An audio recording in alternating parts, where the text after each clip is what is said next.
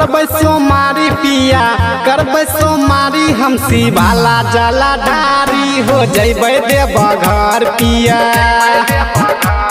हो जैबै बोला बम पिया बाबा दुआरी हो जैबै देवघर पिया बैजू दुआरी हो जैबै बोला बम पिया।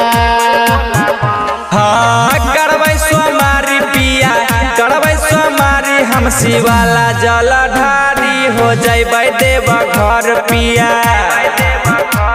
हम जैबै देवघर पिया भोला दुआरी हो जैबै देवघर पिया भोला दुआरी हो जैबै देवघर पिया बाबा दुआरी हो जैबै देवघर पिया भोला दुआरी हो जैबै देवघर पिया बैजू दुआरी। भांग धतूर पिया लेबै हम कीन हो गेरुआ रंग साड़ी और कांवर लेबै कीन हो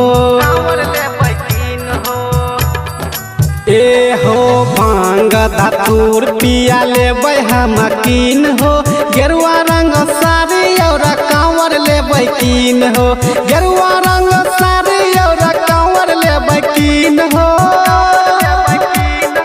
जाके हम पकड़ लेबै थाला पगारी हम जैबै देवघर पिया बैजू दुआरी हम जैबै देवघर पिया करबै सोमारी पिया करबै सोमारी हम शिवाला जल ढारी हो जैबै देवघर पिया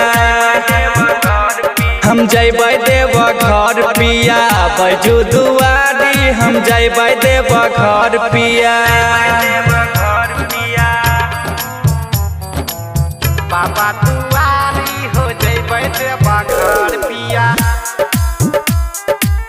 भोला दुआरी हो जैबै देवघर पिया बैजू दुआरी। संजीत बिहारी संगे जैबै देवघर हो भोला जी से मांग लेबै सुंदर नीमन घर हो संजीत बिहारी संगे जैबै देवघर हो भोला जी से मांग लेबै सुंदर नीमन घर हो भोला जी से मांग लेबै सुंदर नीमन घर हो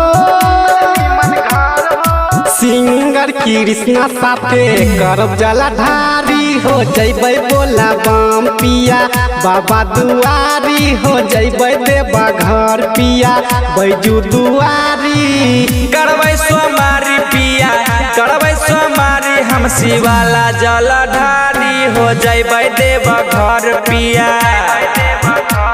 हम जैबै देवघर पिया भोला दुआरी हो जैबै देवघर पिया। पलक रिकॉर्डिंग स्टूडियो साहेबपुर कमाल।